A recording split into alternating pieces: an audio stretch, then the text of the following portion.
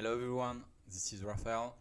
Today's topic for the video is about how to use the different tools you have at your disposal here. So basically the upside, downside, the downside and the upside here, the trend, the 30-day higher high, lower low, and how to use it, in my opinion, to make sure you don't blow up and to make sure your positioning is the proper one. So this is the way I use it. You may have some recommendation about how to use it, but this is the way I use it. So my first action in the morning is to monitor if there have been a change in trend. Usually there is no surprise. You don't go from bearish to bullish or bullish to bearish in a day. You usually go through a transition period with a neutral state. So normally you should see the change coming. So what I do is I check every trend. I monitor the bullish ones, I check if I'm still positioned in them, what's my sizing in each of them. Then I move to the neutral ones. So I check, oh, is there any of the position I have that just moved to neutral? If I see a move in neutral happening, the next thing I'm gonna do is to check the downside and the ratio. Basically the ratio of risk I'm taking if I'm deciding to keep the position. Normally my first instinct when I see a neutral state is to think, okay, I need to decrease this position in case it moves to bearish. But before doing that, I'm checking the downside to upside ratio to see is there more downside than upside, and how big is this downside related to the upside. So for instance, let's say that this one just moved to neutral. I can see that the downside is much bigger than the upside. We are basically very close to zero for the ratio. So my first instinct would be to decrease significantly this position and see what happens when we reach the bottom of the fractal range. I may have a different perception regarding this one. For instance, I can see that the downside is only 2.86% and the upside is 4. So I may pursue two different courses. One is to decrease a little bit this position and wait to see what happens, or to do as I did for this one, decrease significantly because I've decided to decrease significantly. Usually I'm just gonna decrease a bit and see if the next day the downside is getting bigger than the upside. In this case, I will automatically go to the idea of decreasing significantly this position. If it moved to bearish, I'm just gonna cut it because I already got the chance to decrease significantly my position when it moved to neutral. So I'm just gonna cut it and I'm gonna remove it from my portfolio. This is the way I do it. So this is the first thing I'm gonna do in the morning, just to be safe. What I want to see in my portfolio is this green color. I don't want to have, because I have a long only book, I don't want to have red. I definitely don't want to have red. And I want to have as little as possible of orange or yellow. Depends how you see this color. Maybe gold, let's say gold. There may be some permabull in gold listening to this video.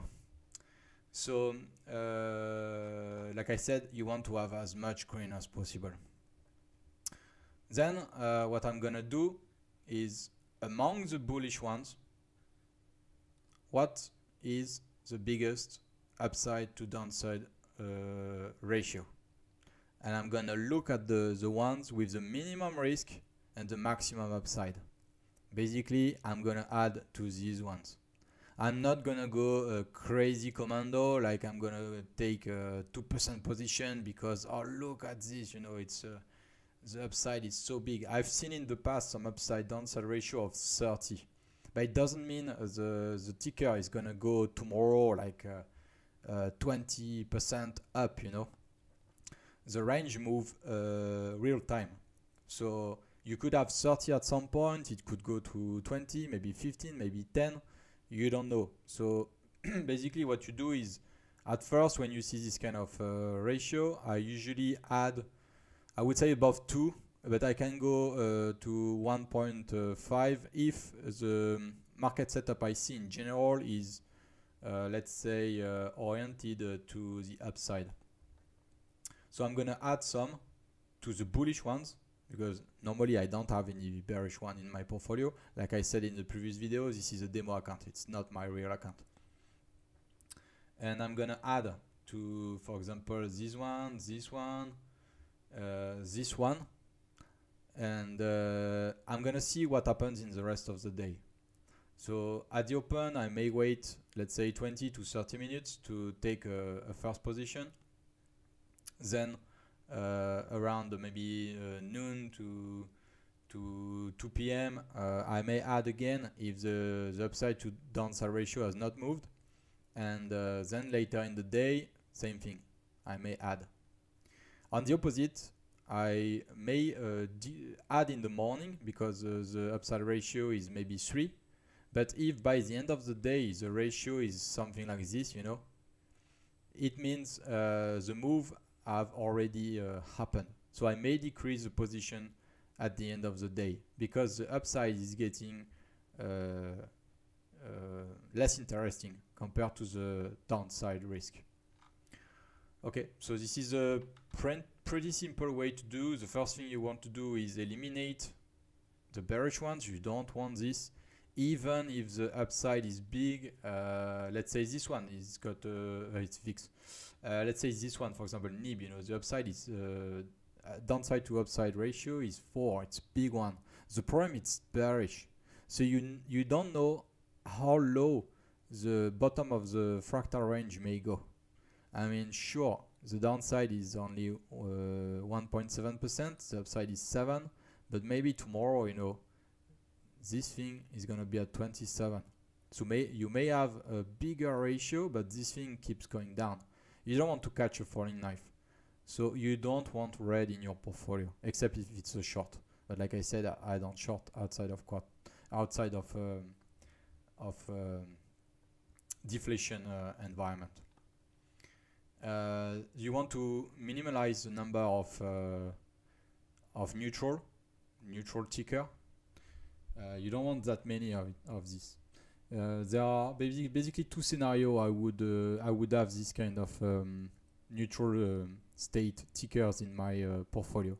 One is because it's just moved from bullish to neutral, and I decrease the position, so bigly or just smallly, like I mentioned before, or it was something that was bearish the day prior, moved to neutral state, and the upside is bigger than the downside. It means I may be witnessing a transition. So I want to already position myself in this neutral ticker, so that when it moves to bullish, I will catch the first move. Because usually what happens is when you have a transition from bearish to neutral to bullish, you have a big move to the upside. So these are the two cases where I may have this. But what you want is this. And you want to add when you have a big upside downside ratio, and you want to decrease your position in a bullish trend when you have small downside to upside ratio. I mean, for instance, USO, you may have witnessed it in the, I think it was last week. The upside was above 3, and now it's only 0.45 in terms of ratio. So you got big when it was bullish with a ratio of 3, but now that the ratio is 0.45, meaning the upside is limited compared to the downside, you want to limit your exposure to this asset, because a correction may be happening in the near future. And when it goes back, when this goes back up and you've got less downside and upside, you can add some more. Then you've got the 30-day high, lower low. So the way it works is it's green when the upper range is making a higher high. It means compared to the last 30 days, the current upper range is going higher.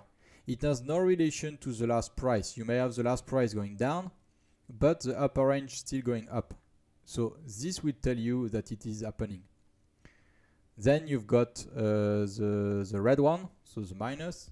This means that the current lower range is making lower lows on the 30-day look back period. So it means, for example, in CHW, this range is going lower.